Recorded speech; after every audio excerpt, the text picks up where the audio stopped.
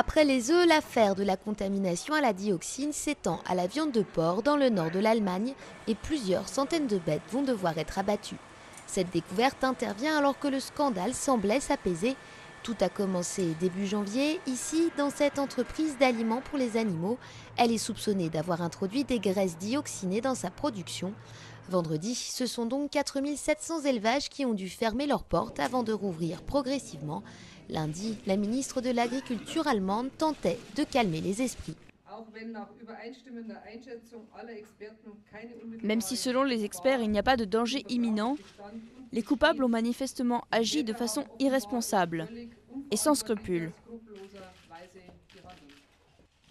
Cela ne doit pas et ne va pas rester impuni. Mais difficile avec ce rebondissement de regagner la confiance de certains pays importateurs comme la Corée du Sud ou la Russie. Et depuis quelques jours, les consommateurs allemands sont de plus en plus méfiants dans les supermarchés. Les œufs bio s'arrachent jusqu'à la pénurie.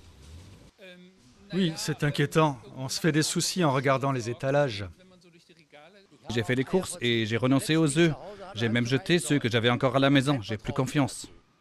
La Commission européenne a déjà annoncé qu'elle envisageait de réglementer les activités de fabrication de compléments alimentaires pour animaux afin de mettre un terme aux contaminations. Mais elle n'aidera pas à indemniser les éleveurs touchés par ce scandale.